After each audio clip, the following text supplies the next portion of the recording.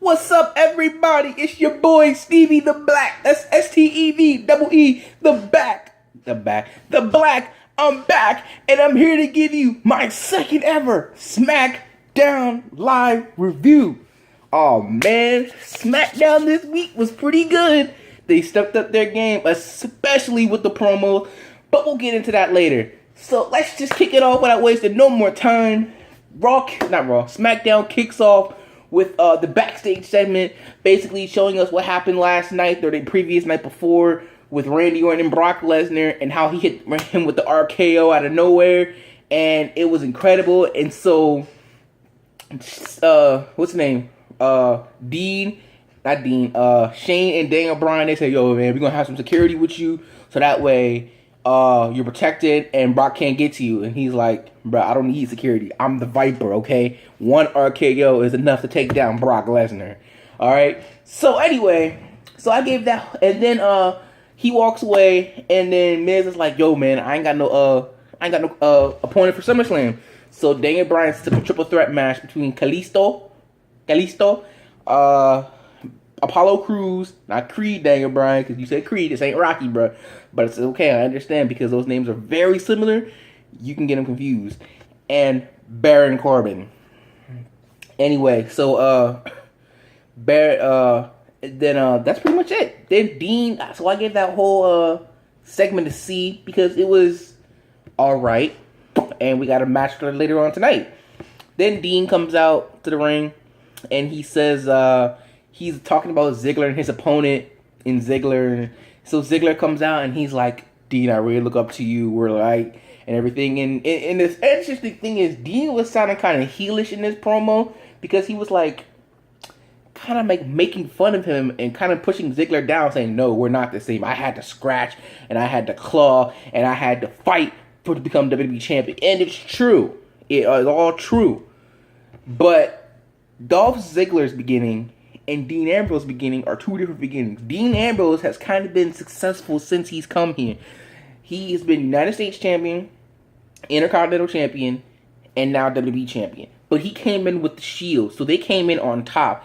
Whereas Dolph Ziggler came in with the Spirit Squad, and his name was Nikki. Oh man, those brings back the days, man. I got the DX from 2006 DVD over there in my DVDs collection, and just seeing them, and it was like, oh man, that brings back memories. Nikki, Mikey, and whatever other people's name was. They're like, and we are the Spirit Squad. Oh man, it was just some fun times, man. That was incredible. But in a way, Ziggler's kind of had to scratch and claw a little bit more than Dean has, because he started off as a male cheerleader, so let's not forget that. But Dean kind of started off on top.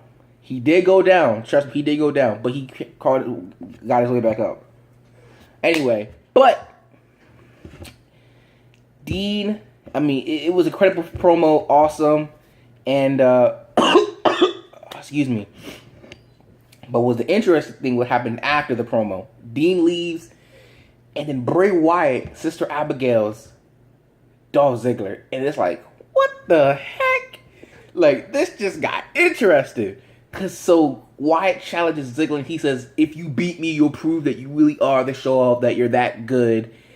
But if you lose, then I take your number one contendership. So so that just put it up to a whole new level. And I'm thinking, dad, they're going to take it away from Dolph Ziggler only after 1 week? I was like, dad. So then he goes in the back. That whole thing was an A, by the way, because that was incredible. Okay, that opening promo thing with Dean and Dolph and that was incredible. Anyway, so then what's the name comes out? He goes to the back, Dolph Ziggler, and he's like, yo, give me the match. And they're like, are you crazy? And he's like, no, Dean's right. I need to prove it to you. I need to prove it to these people that I deserve to be the number one contender. And you're like, all right. So next we have Apollo Crews, Baron Corbin, and Kalisto going up against each other for the number one contendership for the Intercontinental Championship. And as my prediction was correct, I thought it was Apollo Crews. It should be interesting because all we know about him is that he flips and smiles. That's pretty much it. I mean, it'd be cool if he could beat The Miz at SummerSlam. He might just do it. But we'll see. Personally, I think it should be Zack Ryder who gets it back. But I'm just saying, that's just me. Maybe I'm too much of a Zack Ryder fanboy. But so I gave it a C because the Cruz won. Then what's her name? Baron Corbin was beating up everybody. He even beat up the Miz. So he will eventually get his time, but it's just not now. Next, we were supposed to have Becky Lynch versus Eva Marie, but apparently she injured herself, and the match did not happen. The thing is, I thought that she was faking it just to attack Becky Lynch from behind, but she didn't even do that. So she's injured per se. But you know what? I don't care. I mean, I really don't like Eva Marie anyway. Nobody does. She's just a natural heel, kind of like. Yeah, she's just a natural heel. Like, you see her, you're like, there's no way she could ever be a face, you know? So I couldn't give it no grade because nothing happened. Next, we have American Alpha, the debut of American Alpha taking on the Vaudevillains, a familiar foe for them, I guess you can say, from NXT. And the match was pretty good. It was good for American Alpha, but there's a rumor going around that after SummerSlam, SmackDown is going to get the women's title, their own women's title, and their own tag team titles. Problem with that is, number one, the SmackDown roster is diluted. There's not enough people, and there's not enough. Raw has them beat in star power and more talent, hands down. And I think there's only like 4 tag teams, and there's only like 6 women. So really, we're gonna be seeing a repeat unless we can get blasts from the past, as I like to call them, to come to WWE. Now, because of that, I'm going to be doing a video later this week. Since there's only this will be the last video. I'm gonna do a video later this week saying who should go where. I'll try to blast in the past, but basically it'll be a list of old people we've seen from the past and who should go where. So like, for example, if Goldberg came back, where would he go? Kurt Angle, where would he go? Nikki Bella, where would she go? Everything like that. If we were to have, where would they go? Because I think we need, especially most of them, I would pick for SmackDown, because SmackDown again needs that power, that star power. Because right now it does not have it. I mean, you got Randy, you got John, you got AJ, but I mean, I guess you wouldn't put Demon Kane in there, but even still, that's just not enough. Next, speaking of John Cena and AJ Styles, their promo, and oh my god, Cena's promo. AJ was like, you don't want to know why I don't like you, Cena? Because you're still here. Because I beat you at Money in the Bank, and you're still here, and yada yada yada. And John Cena's like, you want to know why I'm still here? I'm here because I love it. I'm here because the WWE is my life, and yada yada this. The promo was excellent. It was just as good as Dean and Dolph Ziggler's promo from earlier in the night. It was excellent. It was awesome, and I was like, dang, I'm gonna have to get me a John Cena shirt now. I mean, because I got me a Brock Lesnar shirt, Roman Reigns shirt, CM Punk shirt. That's right, I got me a CM Punk shirt. I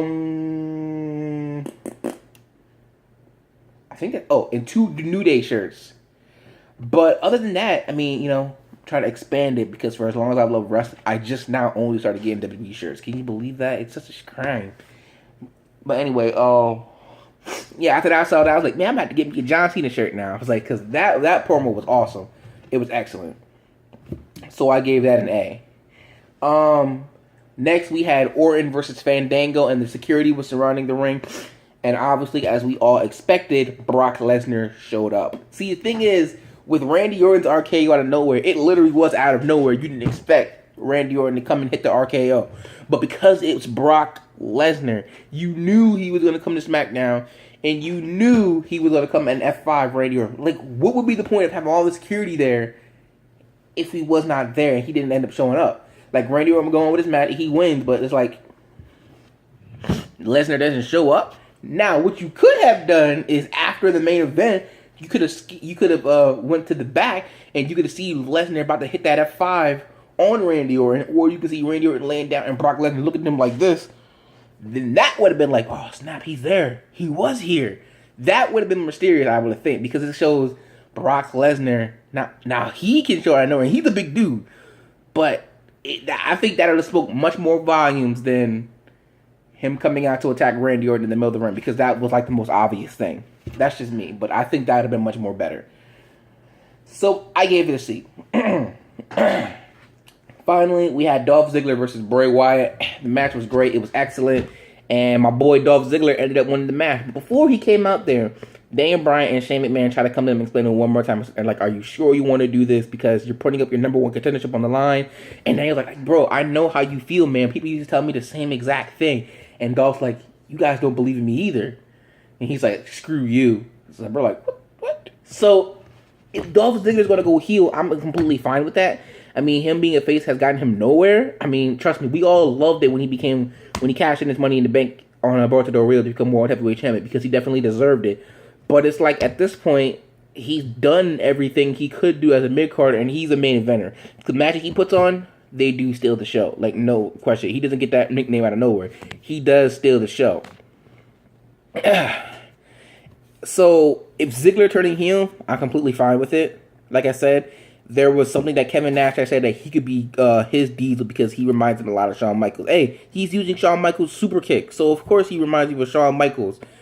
So, I'm just saying. But after the match, Ziggler was celebrating, and then Eric Rowan came back, and he attacked Dolph Ziggler, and then Dean tried to help him, but then Dean got beat up by Eric Rowan. And then Sister Abigail was put on Dolph Ziggler, and that was how SmackDown ended. So expect next week a tag team match, Ziggler and Ambrose against the Wyatt family. And hey, hopefully Luke Harper comes back soon, because I would really enjoy that. Then we can have the original 3 Wyatt family, and then Braun Strowman can be on Raw doing his thing. Because he no longer wears the sheet mask. He has his own new entrance music and everything. So he's a whole completely different character now. But to have Luke Harper and Eric Rowan, the original 3 Wyatt family, I'm completely fine with that. And that's pretty much how SmackDown was, Was it better than Raw this week? Raw did go down. Like I said, Raw did go down. But as I also said, if you expect Raw to be good every single week, then you're a fool, because it's just not. Nothing's ever good. Like, you can have one good episode of a TV show in 1 week, and the next week you can go, it was alright. You can't have continuously good stuff, great shows every week. It's just not going to happen. It's never going to happen, ever. Not with any TV show, not with any game. Like, your favorite team could dominate one team one day, and then barely just win a game another day, and then lose the next game. So it's like, nothing's ever guaranteed in anything. But other than that, that's about it. SmackDown, I gave it a B, because, not just because it's the B show, but because SmackDown was pretty good. Good matches, good promos. I'm looking forward to SmackDown, man. I haven't been this excited to SmackDown in a long time. But as I said earlier, I'm going to do another video this week titling, I don't know what I'm going to call it yet, but it's basically going to be describing people coming back from the past, as I like to call them, blast from the past, and where should they go? Should they go to Raw, or should they go to SmackDown? So, look forward to that video later this week, and also look forward to, again, I'm reminding you, I'm also going to be doing NFL predictions, mostly for the Eagles, but, I'll do it for playoff games and Super Bowl as the year goes on, and any more interesting stuff that comes about. But again, I'm going to be doing NFL predictions for my favorite team, the Eagles, because that's my team, Bleed Green. I'm not from Philly, I'm from Delaware, but Philly and Delaware is like 30 minutes away, so... And everyone pretty much in Delaware is a Philadelphia Eagles fan anyway. So, but let's go Birds. And I'm not sure when I'm going to do the prediction, NFC East prediction video. It may be this Sunday. I'm not sure. But I'll definitely let you know. So expect that sometime in the near future, in the next week. If not this week, then next week. Okay? So with that being said, please remember to rate, comment, subscribe. And remember, if you're not down with that, I've just got 2 words for you. Peace out.